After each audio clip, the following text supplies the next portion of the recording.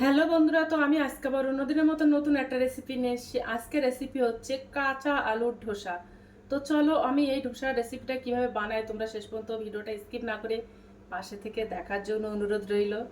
তো চলো, তো এই ধোসাটা বানানোর জন্য দেখো আমি একটা মিক্সিং জার নিয়েছি, আর এই বাটির আমি এক বাটি সুজি নিয়েছি। এর মধ্যে আমার 100 গ্রাম মতো সুজি আছে।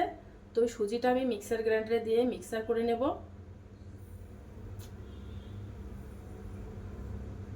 তোমরা চাইলে একটু বেশি নিতেও পারো, তো আমি 100 গ্রাম মতো নিয়েছি। তো এটা দিয়ে আমি ভালো করে গুঁড়ো করে নেব। তো দেখো সুজিটা গুঁড়ো করে নিয়েছি, একেবারে মিহি গুঁড়ো হয়নি, একটু দানা দানা মতো আছে। তো এবার একটা গামলা বাটি নিয়ে নিয়েছি, এবার ওর মধ্যে সুজিটা দিয়ে দেব। এর মধ্যে 2 চামচ আমি আটা দিয়ে দেব। আটা তোমরা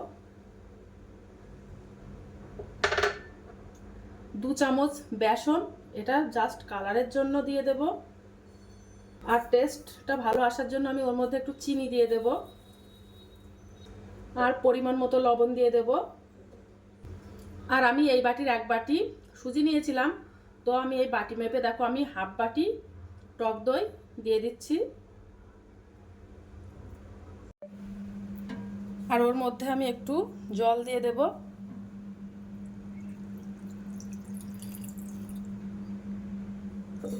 দিয়ে ভালো করে মিশিয়ে নেব।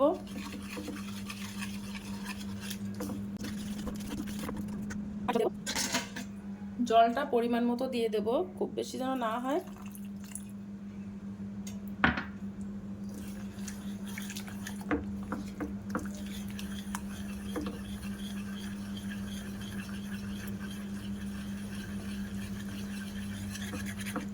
তো দেখো ব্যাটারটা বানানো কমপ্লিট হয়ে গেছে। এবার আমি 10 মিনিটের জন্য রেস্টে রেখে দেব।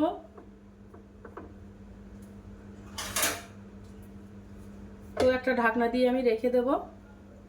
তো দেখো একটা মিডিয়াম সাইজের আলু কেটে রেখেছিলাম, তো আলুটা দিয়ে দেব মিক্সার জারের মধ্যে। খুব বেশি বড় আলুটা দেইনি, মিডিয়াম সাইজের। আর দেখো ছোট ছোট করে কেটে নিয়েছিলাম। 2টো কাঁচা লঙ্কা দিয়ে দেব, 2 টুকরো আদা, আর হাফ চামচেরও কম জিরা। তো দিয়ে এবার একটু মিক্সার করে নেব এগুলো। দেখো আলুটা পেস্ট বানানো কমপ্লিট হয়ে গেছে। এবার আমি একটা বাদামের চাটনি বানিয়ে নেব। তো দেখো 150 গ্রাম মতো আমি ভাজা বাদাম নিয়ে নিয়েছি, তো ওটা মিক্সিং জারের মধ্যে দিয়ে দেব।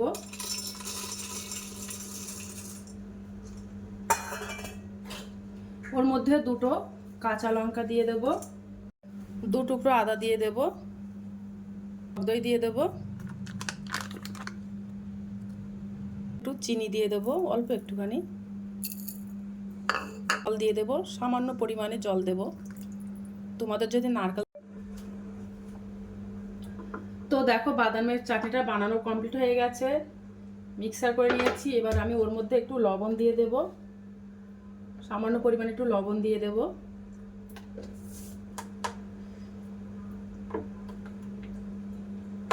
দিয়ে একটু ভালো করে মিশিয়ে নেব।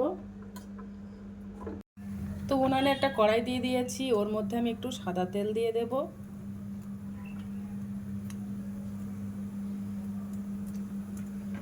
তেল গরম হয়ে গেছে, ওর মধ্যে কিছুটা সরিষা দিয়ে দেব, লঙ্কা কেটে দেব,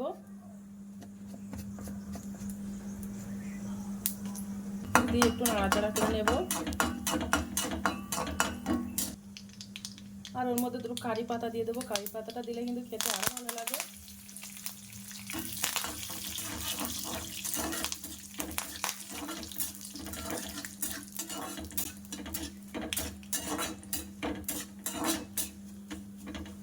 তো ফোড়নটা বানানো কমপ্লিট হয়ে গেছে।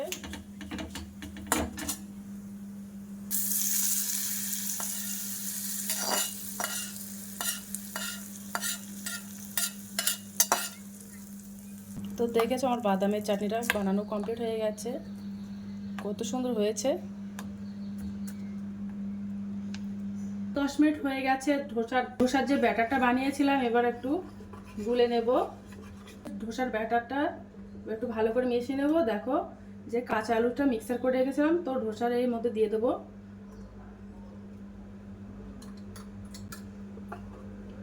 ধোসার ব্যাটারের মধ্যে দিয়ে দিয়েছি, দিয়ে ভালো করে মিশিয়ে নেব। তো দেখো ভালো করে মিশিয়ে নেব।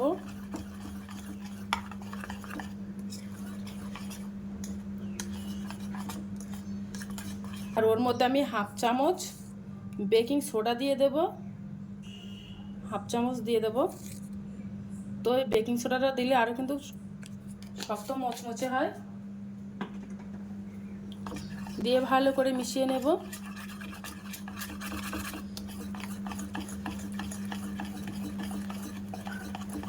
দেখো ব্যাটারটা বানানো কমপ্লিট হয়ে গেছে।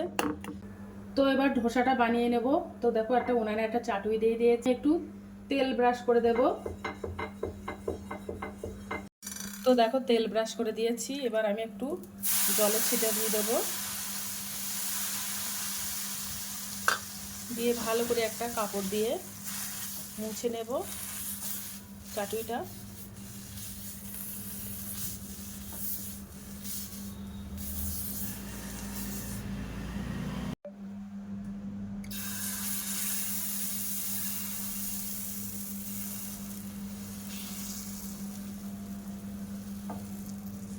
তো দিয়ে এইভাবে চামচ দিয়ে বেশ একটু গোলাকার করে দেব।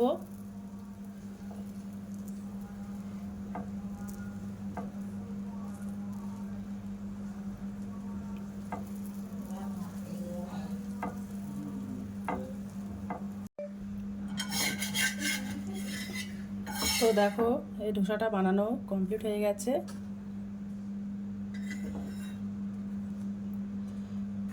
কত সুন্দর হয়েছে।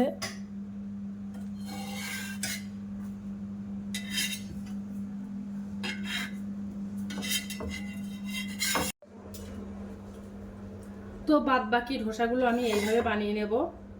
তো দেখো এই একটা হয়ে গেছে, কত সুন্দর হয়েছে।